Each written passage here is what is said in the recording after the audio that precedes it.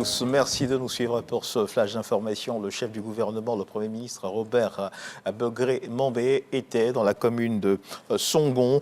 Robert Begré-Mombé répondait à l'invitation des riverains du quartier Nsikan, fort d'une dizaine de syndics. Une rencontre d'échange rythmée de doléances. Notons que le Premier ministre Robert Begré-Mombé a annoncé la construction d'infrastructures clés telles qu'un commissariat de police, une agora, une école d'ingénierie, un centre hospitalier régional moderne qui aura vocation à devenir un centre hospitalier universitaire à terme. Et toujours dans l'actualité nationale, sachez que le deuxième commissariat de police de Korogo a été inauguré hier samedi 20 juillet 2024 par le ministre de l'Intérieur, de la Sécurité, le général de corps d'armée Diomandé Vagondo. Il avait à ses côtés le ministre directeur de cabinet du chef de l'État, Fidel Sarasoro, et le ministre des Mines, du Pétrole et de l'Énergie, Mamadou Koulibaly. À Sangafoa, ce deuxième commissariat de police de Korogo répond aux normes internationales dans le cadre de la sécurisation des personnes et des biens. Il compte 32 bureaux, une place d'armes et des violons. C'est Nabi Youssouf Sissé qui a la responsabilité de diriger ce nouveau commissariat situé au quartier Cocody de Korogo. On parle à présent d'économie et surtout d'audit. L'audit interne, cet outil qui propose des recommandations pour l'optimisation du processus interne des services, objet du colloque national de l'Institut des auditeurs internes de Côte d'Ivoire. Les entreprises publiques et privées ont été invitées à s'approprier cet outil. Cette invitation contribue au renforcement de la résilience des entreprises. Le reportage de Jean-Michel Quadio, commenté pour vous par Léon Brault. Créer et préserver les valeurs des organisations publiques et privées à travers l'audit interne, tout l'intérêt du colloque national de l'Institut de l'audit interne Côte d'Ivoire. Il s'agit pour ces entreprises de s'approprier cet instrument d'identification des risques, qu'ils soient financiers, opérationnels ou stratégiques.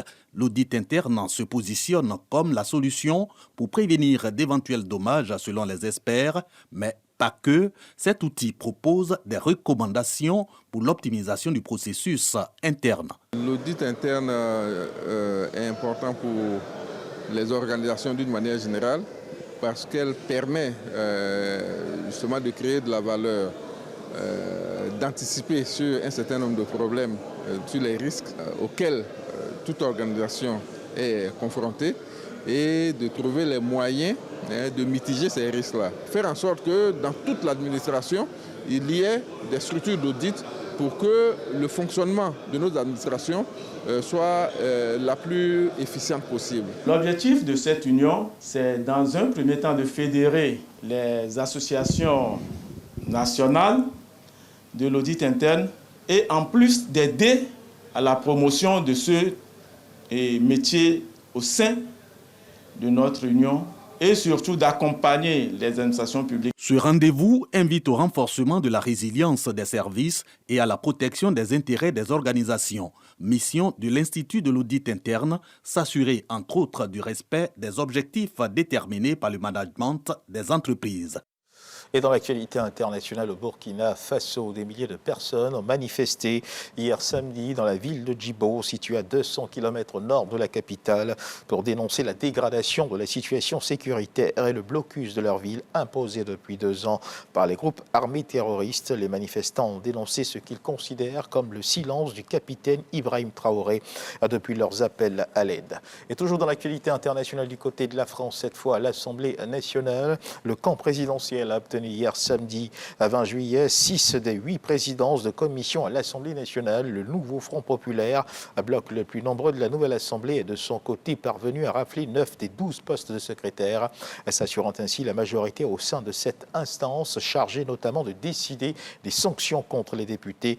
D'autant que l'insoumis Éric Coquerel a été réélu à la présidence de la commission des finances, dévolue à l'opposition et qui était convoitée par la droite. Et puis toujours dans l'actualité internationale, cette fois du côté des États-Unis, notons que les candidats à la présidence, Donald Trump, et à la vice-présidence, J.D. Vance, étaient hier samedi sur scène ensemble dans le Michigan pour leur premier meeting depuis la convention républicaine. Le duo républicain veut reconquérir en novembre prochain cet État clé remporté par Joe Biden en 2020. Notons également que Donald Trump a promis au cours de ce rassemblement un raz-de-marée républicain, donc lors de ce premier meeting de campagne depuis qu'il a été victime d'une tentative d'assassinat.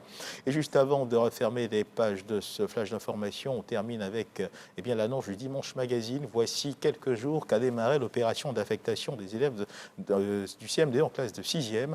Comment se déroule cette opération? Quelles sont les difficultés auxquelles sont confrontés les parents et quelles sont les solutions proposées par le ministère de l'Éducation nationale? On en parle ce 13h donc dans le cadre du Dimanche Magazine avec le directeur par intérim des bourses et orientations au ministère de l'Éducation nationale et de l'alphabétisation, M. Koné Yenatamba. Voilà qui marque la fin de ce flash. Merci de nous avoir suivis. On se retrouve à 13h pour le journal.